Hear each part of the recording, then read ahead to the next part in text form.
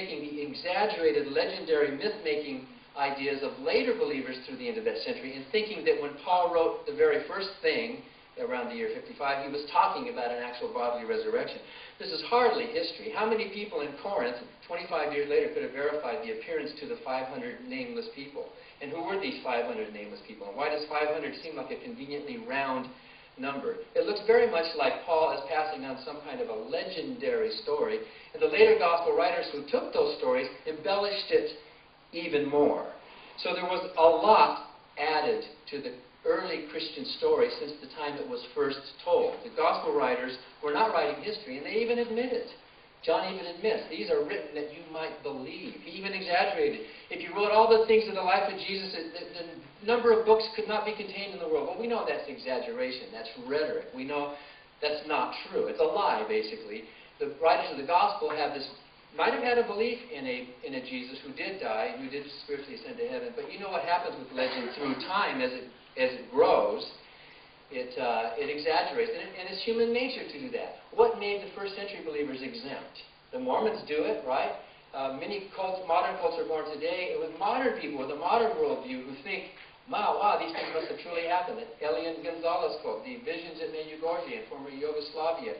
You can name all sorts of things that happened that may have had a kernel of historical truth, but later believers came along and exaggerated it. That's human nature. I would ask you, were the early Christians exempt from that? Were they special? Were they not normal human beings, prone to exaggerations and rhetoric and even outright lies and misinterpretations?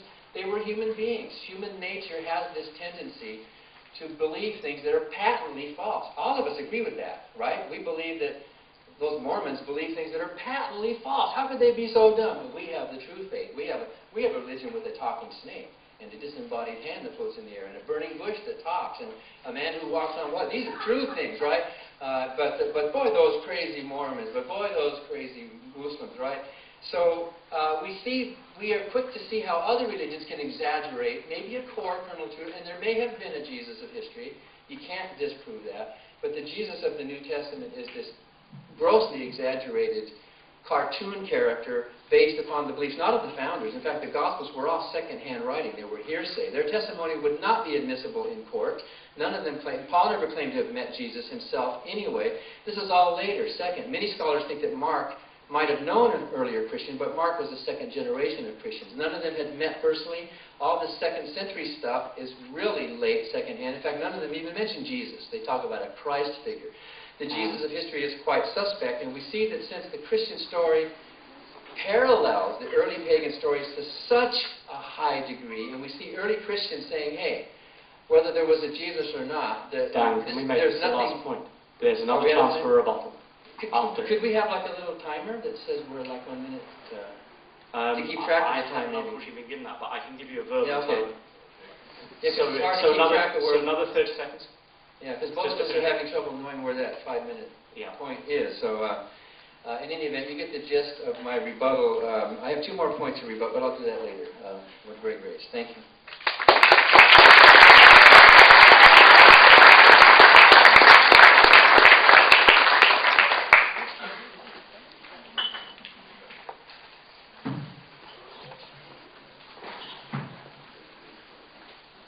Thanks, Dan. I appreciate the focus in the second half of your answer there on the topic of Christian beliefs, because that is how I want to define it, the earliest beliefs about Jesus. Although I do have a different understanding of 1 Corinthians 15 to the one that Dan has put forward for us, because it's the chapter that talks about the resurrection of the dead. And actually the very point of the chapter in the second half is to show that there will be a bodily resurrection, and Jesus is the first fruits of that. He is the first of the bodily resurrections. It's not the body as on earth, it's a body that survives beyond the grave. It tells us little details about that, mainly in poetic form, but it's a body. It's the bodily resurrection that the Christians said they should believe, because otherwise our faith is worthless. Otherwise the whole account of Jesus makes no sense at all. Why would the Apostle Paul have continued with a belief in an afterlife that included raising from the dead like that if you didn't think it had happened?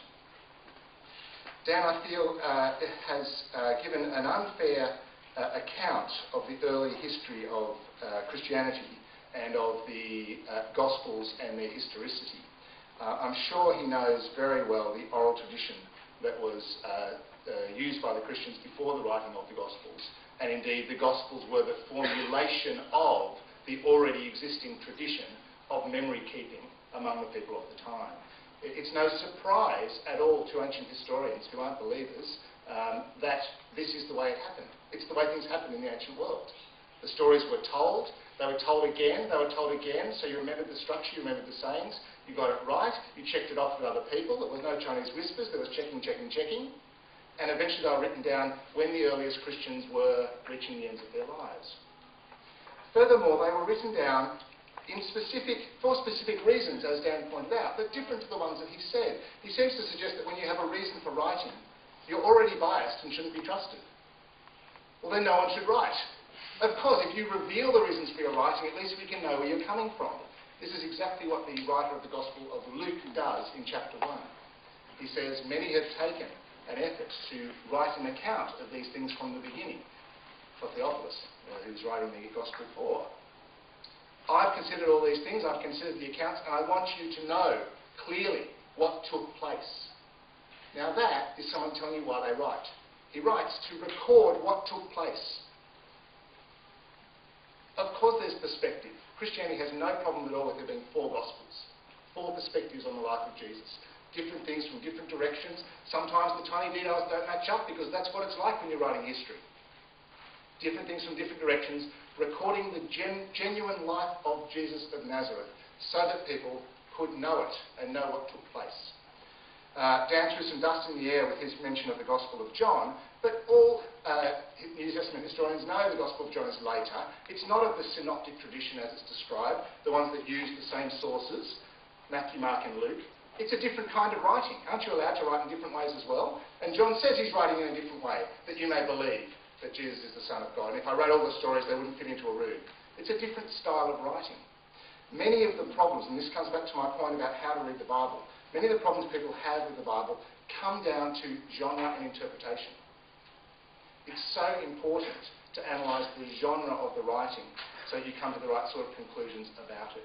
The Gospels have a uniqueness, a unique place in history, a particular kind of spiritual history writing, but they are history nonetheless.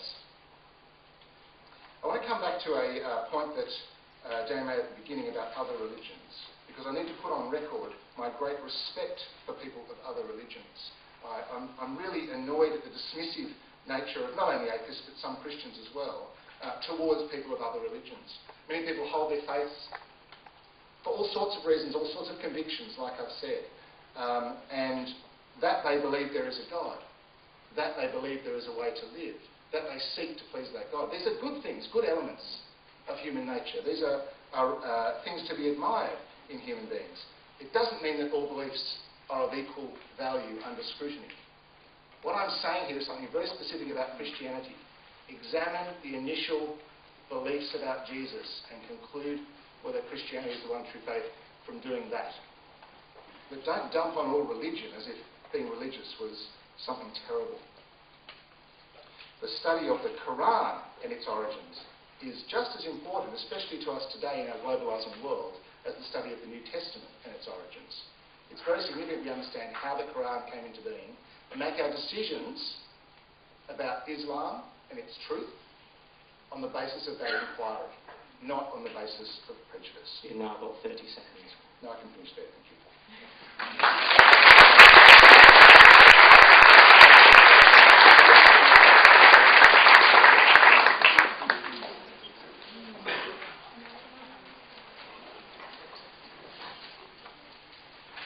We often hear that one of the evidences for Christianity is that the believers died these horrible deaths. Why would they have died horrible deaths for a lie? You hear that a lot. Of course, it happens in most religions. In most religions, you have martyrs who die horrible deaths for their religion. So it shouldn't make Christianity special in that way. But think about this. In first century Rome, the life expectancy was about 45 years old for a male. When Luke wrote his gospel, that was about the year 85, which was about at least 55 years after the event. So by the way, where are these former accounts that Luke is referring to? if God's the author of the Bible, why don't those survive? You know, that would be historically interesting to see if Luke really did have access to some earlier accounts. It's one thing to say oral tradition is useful, but we don't know what that oral tradition was. We don't know how that game of telephone actually ended up. But if Luke and John and these followers of Jesus died these horrible deaths as martyrs, how did any of them live long enough to write these Gospels? Matthew would have been, how old would Luke have been? 55 years. He would have been 85 years old. He would have been this ancient person. John would have been almost 100. He would have been, how can you imagine that? And yet they were supposedly gave their lives. Clearly the people who wrote the Gospels were 2nd or 3rd century believers. Yes, something happened. Something happened with Mormonism. Something happened with Islam. Something happened with all the religions. Yes, something happened, but was it a supernatural thing? Or was it a natural thing? Was it a teaching of a natural person who was later misunderstood or exaggerated, especially after he died? Oh, now what do we do? And Peter said, oh, well, I talked to Jesus. I talked to Jesus and he's alive. And you can see how later generations might say, well, he's alive. That means he resurrected. Whereas when I was a Christian, when I said Grandma is alive in heaven, you don't think she resurrected bodily from the grave. And by the way, in that same chapter 15 that you allude to, Greg, Paul does actually use the word resurrection later, but he says, flesh and blood cannot inherit the kingdom of God. So obviously the resurrection of Jesus could not have been a flesh and blood resurrection. John would have been wrong to have Thomas go and touch him physically. That would not have happened. John made a mistake. He misinterpreted the views of the earliest Christians. The very thing Greg is asking us not to do. Greg is asking us to go to the earliest Christians. The writer of John blew it. He made a mistake in his purpose, his exaggeration, this obvious exaggeration that you admit. So the later Christians, if you look at it, started with a simple idea that grew. And in the resurrection story, if you put them on a time graph, it's fascinating. Paul has no miracles in that thing. He just has a belief in the spiritual resurrection and a visionary experience. Mark, in the resurrection story, has one man in white at the tomb. That might be an angel, so there might be one extraordinary event. Matthew then has more angels, an earthquake, dead zombies climbing out of the grave. Matthew, around the year 80, you have more extraordinary events being added to the story. Luke then has even more, and there's more messages and more angels, and there's, as you count them, and then John, you see the curve go way up, has all these amazing, strange, legendary things happening. You can plot the legendary growth through the first century of that initial belief that the believers might have had as it exaggerated. This is not history. This is not a good way to do history. Hebrews tells us that faith is the evidence of things not seen. Faith is not what Greg defines it as. Yes, I know that many words have different uses.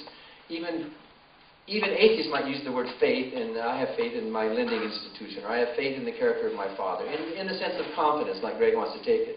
But the earliest believers didn't use faith like that. They used faith as the evidence of things not seen. In other words, the evidence of non-evidence. Anytime you have to accept an assertion by faith, you are admitting that that assertion cannot be taken on its own merits. Faith is really agnosticism. If you have truth, you don't need faith.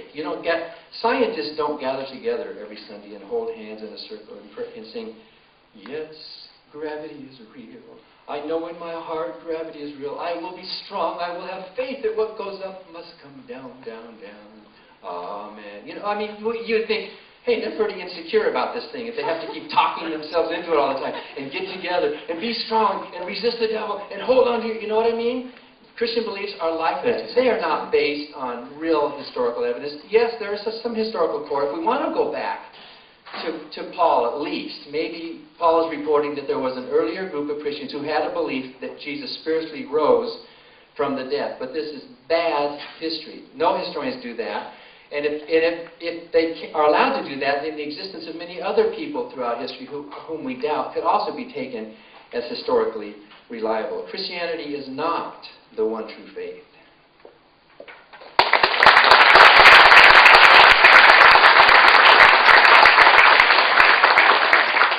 Now we move into the cross-examination period, which is not as painful as it sounds. So we just do it here? We can do that. So we need two microphones. Maybe you could stand at that mic, and I could stand at this. Yeah, I think that's a sensible way to do it. So you're going to... I need to just get clear